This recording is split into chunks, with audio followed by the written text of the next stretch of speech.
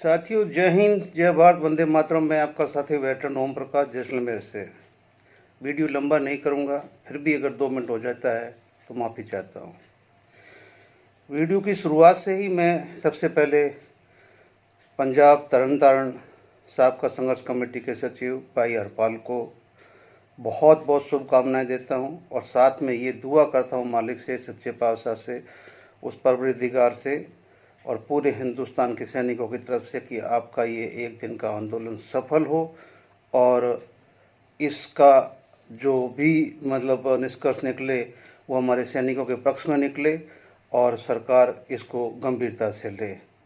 आपने अपने जुबान के पक्के थे। आपने 2 बार पहले ऑलरेडी सभी संगठनों को आह्वान किया, कोई संगठन नहीं आया और आप अपने वादे के मुताबिक एक दिन का धरने लेके आ गए और आपने ये भी बोला आगे चलना है या नहीं चलना है वो वहाँ पहुँचे हुए संगठन तय करेंगे।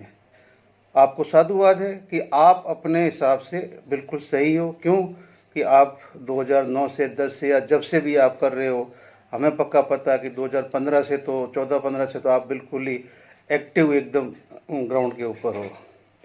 तो इसके लिए आपको बड़ी शुभकामनाएं।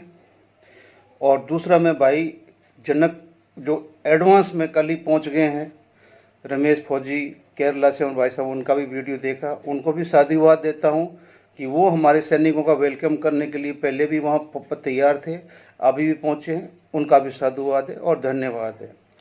दोस्तों, चाहे साबका हो, चाहे एफपीए हो, चाहे आईओ हो, चाहे कोई भी संगठन हो, जो भी संगठन पूर्व सैनिकों के लिए काम करता है उसका स्वागत करना हमारा धर्म और फर्ज बनता है। आपस में बनती है नहीं बनती है, क्या है क्या नहीं है, हमें उस विषय में नहीं जानना चाहिए बिल्कुल ही। हमें जो सैनिकों के हित में जो भी प्रोग्राम होता है उस प्रोग्राम में जाना चाहिए, हिस्सा लेना चाहिए और हमारी मांग बुलंदी से उठानी चाहिए। और इसके साथ ही मैं हमारे हरियाणा के न्यूज़ 24 जो चलाते हैं महेश चौहान, उनका भी धन्यवाद करता हूं कि कल रात को उन्होंने बहुत ही अच्छा वीडियो बनाया, जोशीला वीडियो बनाया। और ध्यान थोड़ी सी देखने की बात यही है कि जो आपने बीच में एक कोटेशन दिया था कि अब्दुल कलाम, उनका नाम अब्दुल कलाम नहीं है, अब्दुल हमीद है, कि जिनका बोर्ड उतार के और श्री पीएम स्कूल किया गया। और हम सब जानते हैं एक प्रिंसिपल को डिसमिस करने से या कुछ करने से कुछ नहीं होता है, क्योंकि प्रिंसिपल ये काम नहीं कर सकता है। स्कूल की पूरी रंगाई पुताई जो कुछ भी होती है वो खर्च स्कूल का वो नहीं है कि भी वो चंदा करके कहीं स्कूल से वो प्रिंसिपल करवा ले। वो जो कुछ भी होया वो सरकार के ही इशारे पे हुआ है और सरकार उसकी पूरी जिम्मेवार है और ढाक के 3 पात कि वापस वो बोर्ड लग गया है। चलो, खुश इस बात की है, लेकिन ये पूरे देश में एक मैसेज पहुंच गया कि जब एक भारत का, आज़ाद भारत का, यानी कि ब्रिटिश टाइम में तो अपना पीरू सिंह को परमवीर चक्र मिला था सबसे पहला ब्रिटिश टाइम के अंदर, और आज़ाद भारत के अंदर सबसे पहला परमवीर चक्र अब्दुल हमीद साहब को मिला था सीक्यू मैच, जिनकी गाड़ी तोप एज इट इज़ आज भी जीआरसी सेंटर में रखी हुई है। लेकिन ये बहुत दुखद घटना है और ये भी हमें संज्ञान में लेना पड़ेगा कि जो सरकार परमवीर चक्र शहीदों का सम्मान करना और उसके ऊपर पीएम श्री का बोर्ड लगा देना, ये बहुत ही ओछी हरकत मानूंगा मैं, इसको अच्छी नहीं मानूंगा। चाहे मेरे पे कोई गुस्सा आए तो मैं उसको हाथ जोड़ के माफ़ी चाहता हूँ। और दिल्ली के अंदर मैं आंकड़े बता रहा हूँ, चाहे आप ले सकते हो एनसीआर में, 6 लाख फौजी दिल्ली की एनसीआर में बसते हैं। अगर ये 6 लाख बंदे दिल्ली एनसीआर में बसते हैं, 6 में से अगर 10% आ जाते हैं ना तो 60,000 होते हैं। कहीं से भी आने की जरूरत नहीं है। अगर दिल्ली एनसीआर के ये 6 लाख में से अगर 10% भी आ जाते हैं तो 60,000 हो जाते हैं, और 1% भी आते हैं तो 6,000 सैनिक होते हैं। आप इससे अनुमान लगा देना कि भी ये बंदे इकट्ठे क्यों नहीं हो रहे हैं, जो वहाँ दिल्ली के अंदर ही है, उस एनसीआर के अंदर ही बस रहे हैं। फिर जब पिटते हैं तो फिर संगठनों के पास भागते हैं, मेरी पिटाई हो गई, मेरे को पुलिस ने मार दिया, मेरे को उगाड़ दिया। अरे जब जंतर मंतर पे जब सैनिक इकट्ठे होते हैं तब आप एक दिन वहाँ पहुँच नहीं सकते, और जब मार खाते हो तब आप वहाँ संगठनों के पास पहुँच जाते हो, और जब संगठन आपके पास पहुँच जाते हैं, क्योंकि संगठनों का तो भाई काम है, वो तो करेंगे ही। आपने क्या किया? बाकी ठीक है, वो हमारा एक दूसरा भाई है, एक जो अपना साबका से निष्कासित अपना हरियाणा जो बनाई हुई है अपना साबका कपिल भाई है, उनका पिछले 1.5 साल से मैं मतलब, क्योंकि मुझे कलेक्शन का शौक है कि मेरा सबसे पहला उसको मुझे जिसने मिलाया था तो भगत सिंह कह के मिलाया था, तो हो सकता है वो भगत सिंह होगा, लेकिन 80% वीडियो का मैंने कंटेंट्स निकाला काफ़ी दिन में, तो 80% कंप्लेंट अपने कंटेंट्स के अंदर, पूरे वीडियो के अंदर या तो राठौड़ या मैं या अपना शेखावत सीकर से, और या फिर कोट टाई वाले, इसके सिवा उसके वीडियो में कोई और सब्जेक्ट नहीं होता है। और उसने खुद ने परसों अपने वीडियो में ये स्वीकृत किया है कि आप थंबनेल में मत जाइए। भाई साहब, यही बात चौहान ने भी बोली है। मैं आप दोनों को इतना हाथ जोड़ के मतलब रिक्वेस्ट करता हूँ कि ऐसा मत बोलिए। यूट्यूब ये बिजनेस हो चुका है, बिजनेस है, और लोग इसको बिजनेस मतलब कि एक अपना कार्य यानी कार्य क्षेत्र अपना रहे हैं। और जब आप इसकी लर्निंग में जाते हैं तो सबसे पहले बोलते हैं कि कंटेंट्स तो बात की बात है, आपका सब्जेक्ट और आपका थंबनेल क्या होगा, उसी के ऊपर आपका वीडियो कैसे चलेगा, वो उसमें ब्रीफ में बताया हुआ है अध्याय 1 में ही। यानी कि इसकी भी ट्रेनिंग होती है, और लोग ट्रेनिंग करके यूट्यूबर बनते हैं। हम तो सीधे आपको मैसेज दे रहे हैं, हम कोई ट्रेनिंग वाले नहीं है, लेकिन हमने ज़रूर इन चीज़ों को पढ़ा ज़रूर है कि भाई अगर थंबनेल सही नहीं होगा और सब्जेक्ट सही नहीं होगा तो वीडियो चलना मुश्किल है। तो जब आप थंबनेल और उसको बोल लो कि ये यूं ही है, ये यूं ही नहीं है, ये लोगों को आकर्षित करने का एक तरीका है, ठीक है ना। स्वर्ग और नरक में जब फर्क करने लगा ना, तो नरक में देखा तो लड़कियां ऐसे ऐसे कर रही थी, आ जाओ आ जाओ आ जाओ आ जाओ, तो लोगों मतलब वो यमदूत ने बोला भाई इधर जाओगे या इधर जाओगे, तो देखा स्वर्ग की तरफ तो कोई बुला नहीं रहा है, तो बोला इधर ही जाएंगे क्योंकि यहाँ तो बुला रहे हैं, तो मार दिया धक्का, नीचे गया तो बिच्छू काटने लगे, सांप काटने लगे। बोले ये क्या है, वो लड़कियां कहाँ गायब हो गई, बोले वो तो हमारी एडवर्टाइजमेंट थी, वो तो एडवर्टाइजमेंट थी ना। तो इसलिए ये एडवर्टाइजमेंट मत कीजिए, सही मुद्दा रखिए। चौहान का वीडियो बड़ा अच्छा था, लेकिन साथ में चौहान जी अपने जो सोफे को या तो चेंज कीजिए, क्योंकि हर एक सेकंड में मतलब जो आप उछलते हैं तो वो लगता है ऐसा है कि जैसे आपका वो सोफ़ा या तो आपको बैठने नहीं दे रहा है, या फिर वो सोफे के अंदर कोई स्प्रिंग ऐसी लगी हुई जिस पे आप बैठ जाते हो तो फिर वो आपका थोड़े से वजन के साथ में मतलब कि वजन कम होने की वजह से वो हिलता है। तो ये तो कुर्सी का यूज़ कीजिए जिससे आपकी स्टेबिलिटी रहे। और मैं ये आपकी वो नहीं निकाल रहा हूँ, आप खुद अपना वीडियो देखेंगे तो आपको खुद लगेगा कि मैं हर सेकंड मतलब ये ऐसे ऐसे ऐसे ऐसे ऐसे मतलब हो रहा हूँ, तो वो थोड़ा सा मतलब ऐसे ऑड सा लगता है। आप बुरा ना माने, मैं हाथ जोड़ के मैं बता रहा हूँ कि इसको आप सुधारिए। आपका बहुत ही अच्छा वीडियो था, और आपने लास्ट में माफ़ी भी मांगी, भाई गलत कुछ बोल दिया तो मुझे माफ़ करना, लेकिन आपने 101% सही बोला। या तो मत बोलो हमें कुछ मिला नहीं, और बोल रहे हो तो फिर आओ, ठीक है ना। मैं 101% आपके इस कथन के साथ में हूँ। अब आते हैं हम यहाँ पर कि एकता मतलब बाद में आते हैं, लेकिन क्या है कि जो ये सरकार है अभी की जो सरकार चल रही है, बीजेपी की गवर्नमेंट है, सब जानते हैं। अब तो 21 राज्यों में बीजेपी की गवर्नमेंट है, सेंटर में बीजेपी की गवर्नमेंट है। तो हम ये कैसे भूल जाते हैं कि माँ बहन विधवा है, वो भी किसी परिवार के अंदर है, और परिवार का एक मुखिया होता है, उस मुखिया के ऊपर से वो नहीं जाते हैं। भले ही उसका पति चला गया चाहे बेटा चला गया, लेकिन परिवार के मुखिया से ऊपर से वो नहीं जाते हैं। आज के दिन 3 चीज़ें ऐसी है कि संघ का जो सेवा परिषद है सैनिकों का, चाहे वो हो, चाहे बीजेपी का सैनिक प्रकोष्ठ हो, और चाहे डीजीआर हो जो पूर्व सैनिकों को नौकरी देता हो, वो भी सरकार के अंडर में। इन तीनों के मार्फत से 80% से ऊपर सैनिकों को उन्होंने ऐसे कब्जे में कर रखा है, कब्जे में कर रखा है। और वो जंतर मंतर की तरफ मुंह भी नहीं करेंगे। जब हम बात करते हैं तो उल्टा हमारे को क्या सुनना पड़ता है, जो जाता है वो जानता है। ठीक है ना। 10 तारीख को निकला था और कल 19 थी और 19 को आया और आज फिर कहीं का और जाऊंगा, लेकिन वो मेरी मतलब जो भी 1 साल की पहले की कोई था तो मुझे जाना पड़ेगा, इस वजह से जंतर मंतर में नहीं पहुंच पाएंगे। अब आते हैं एकता के ऊपर एक एग्जाम्पल के साथ में। एग्जाम्पल ये है कि अगर 4 आदमी सोच ले कि भी हमें माउंट एवरेस्ट पे चढ़ना है और चारों दिशाओं से चढ़ना है, ताकि हम व्याख्या कर सके कि भाई कहाँ कमी है, किधर से चढ़ना आसान है, किधर से मतलब मुश्किल है, किधर से क्या है। इसी हिसाब से वो तय करते हैं और अपनी कैपेबिलिटी के अनुसार अपने हिसाब से ही अपने खुद के रास्ते चुनते हैं।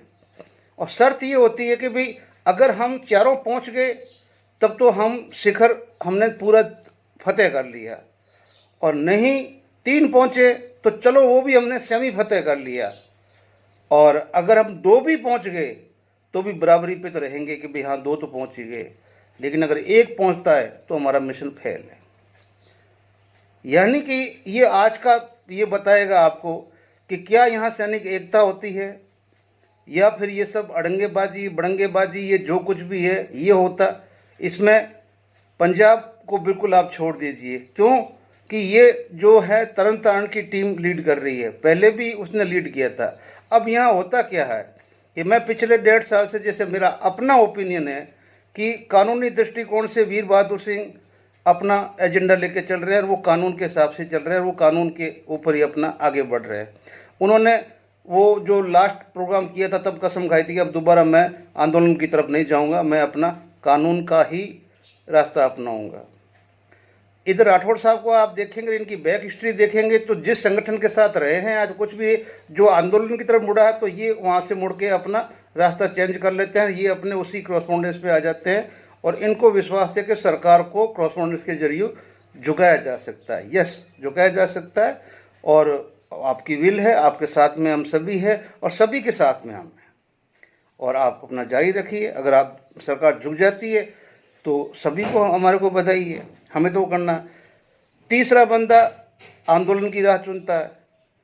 तो अभी पिछले 1.5 साल से जब से हम समझ लो कि मतलब 23 से पहले तो हम सारे अफसर जेसीओ ओआर सब एक ही थे 23 से पहले, लेकिन 23 का जो 20 जनवरी का जो 20 फरवरी से हमारा जो धरना चला था, वो धरना पूरा ही हमारा आंदोलन प्योर जेसीओ ओआर का था। अगर हमारा क्रॉसपोंडेंस अभी चल रहा है तो अभी क्रॉसपोंडेंस राठौड़ साहब के पास चल रहा है तो वो भी प्योर जेसीओ जोहर का चल रहा है। और कानून के अंदर कोई भी पेटिशन कोई भी केस डाला जा रहा है तो प्योर जेसीओ जोहर का डाला जा रहा है। तो ये तीनों क्षेत्रों में हम 2 साल से जो कोशिश कर रहे हैं, लेकिन हमें तीनों में 1% भी सफलता नहीं मिली है। और कोई छोटी मोटी 1% मिल भी गई तो वो हमारे वो विनिंग मतलब वो नहीं, हमारी विक्ट्री नहीं है, वो उसको नहीं कह सकते।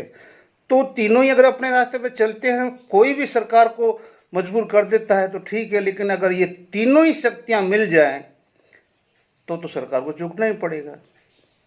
नहीं तो आज कानून ने 6000 बंदों का मतलब पैसा सैंक्शन किया हुआ पड़ा है, डिसेबिलिटी वगैरह वगैरह, जो एफटी ने पूरा कानून पास कर दिया और मतलब जजमेंट पास कर दिए, लेकिन गवर्नमेंट 2019 के बाद में 1 पैसा पेमेंट नहीं किया।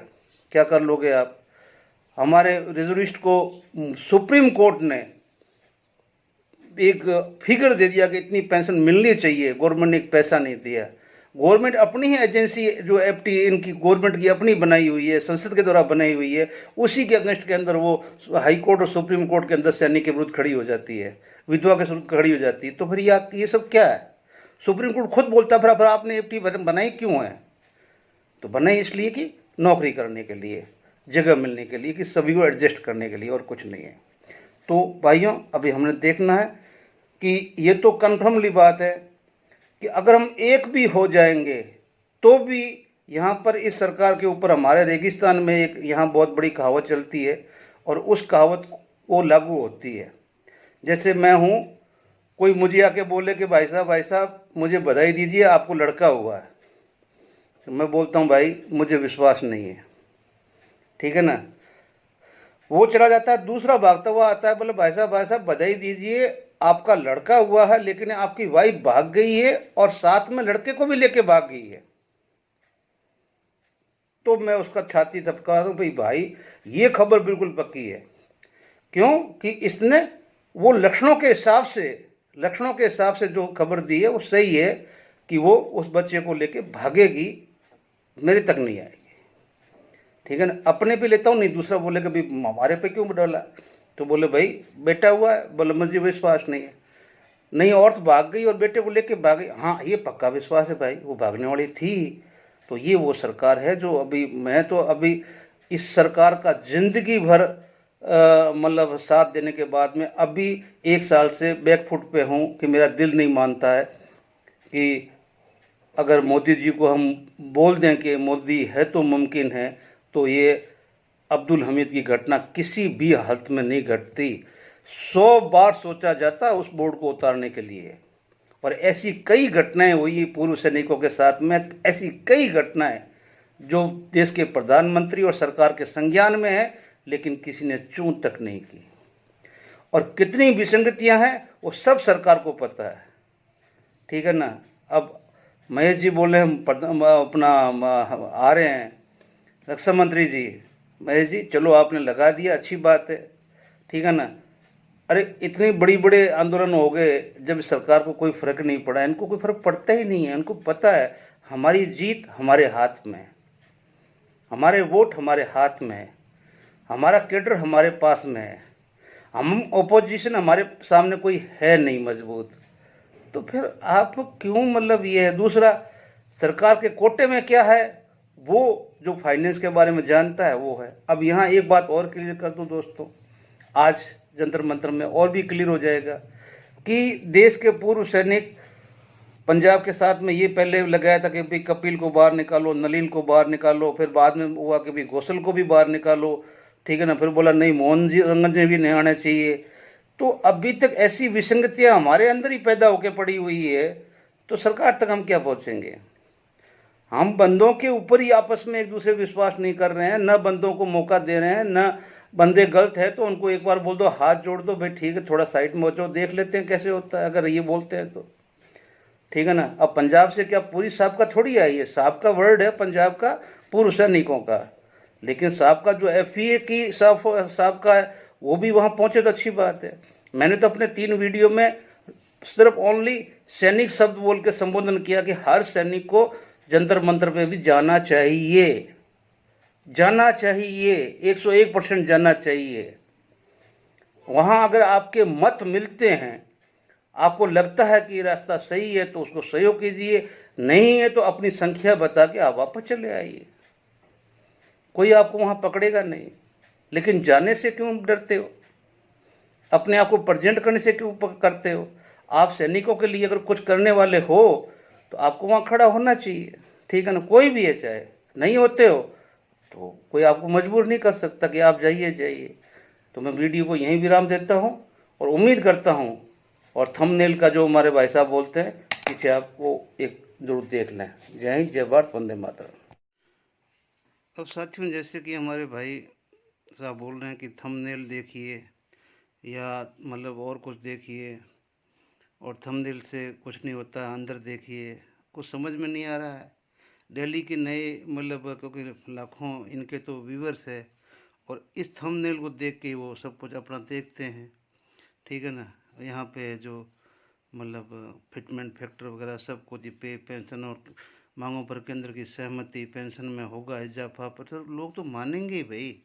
ठीक है ना। खुशखबरी, अब बोलते कोट टाई वाले खुशखबरी, आपकी कौन से वीडियो के अंदर खुशखबरी नहीं है, कौन से टाइटल में खुशखबरी नहीं है भाई। मतलब आप चाहे निशाना हमें लाख बनाओ, जब तक खुद नहीं सुधरोगे, दुनिया को सुधारने का ठेका मत लो, अपने आप को सुधारो तो अच्छा रहेगा। दोस्तों मैं वीडियो देखता हूँ, बहुत वीडियो देखता हूँ, मेरा सबसे फेवरेट वीडियो है ये हमारा कपिल सैलानी का।